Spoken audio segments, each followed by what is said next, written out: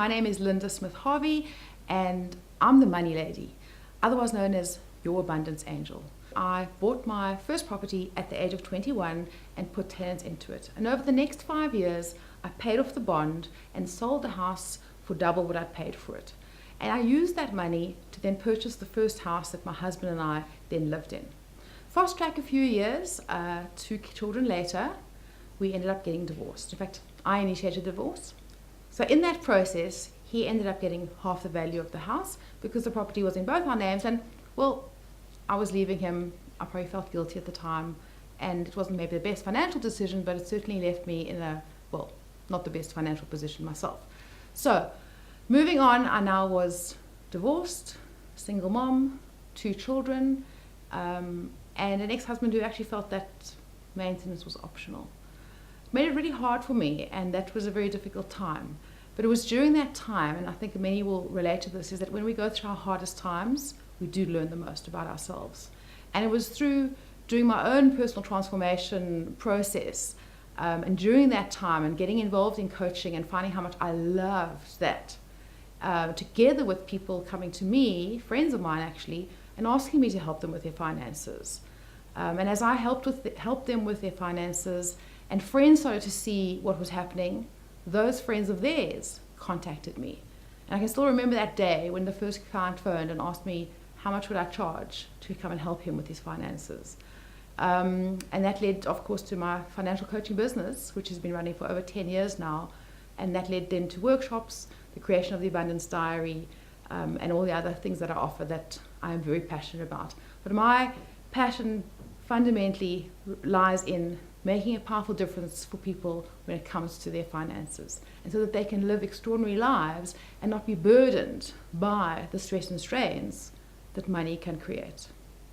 I'd now like to ask you to sit back and enjoy some excerpts from my recent seminars. Okay, so we're going to be talking about your money today, and as you think about your bank balance, how many of you feel like you have got enough? Yeah, thank you. So most of you, I can see, feel that right now it's not quite enough. So the question that I'd like each and every one of you to ask is, when will it be enough? So when will it be enough? When will what you've got and your bank balance, when will it be enough? So the answer to the question is, let's look at that for a moment. It's somewhere in the future. Like for most people, it's not right now, is it? It's just not right now. And if it's not right now, and it's in the future, the question is then when? Is it a month away? Is it a year away? Is it 5 years away? Now I want you to now start to think about, what is that costing you? The fact that your bank balance and your experience of your finances is that it's not enough. There's a sense of scarcity for you. What is the cost to you in your life today? So as we continue the conversation of debt, as many of you feel when you think about your debt, it's not necessarily a good feeling. There's a sense of entrapment.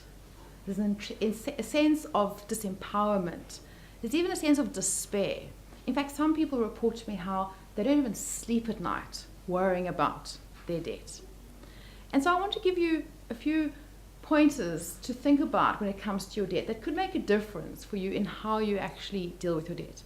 And the very first thing is to think about removing the labeling. Notice what happens in the world. There's the good debt and there's the bad debt. Now we all know what the good debt is. The good debt is going to be maybe the bond on your property. But then there's the bad debt. Consumer debt, credit card debt, store debt. But the moment you label the debts as bad, what we do then as human beings is we personalize it. It becomes about us. And then we're bad. We did something wrong. And not only are you in debt, but you are beating yourself up about it in addition. And that's where my concern is for humanity, literally, that we are living in the stress of our debt due to a perception that we have. And if we were just to change that perception, that is the very first step to take to moving beyond the trap of your debt.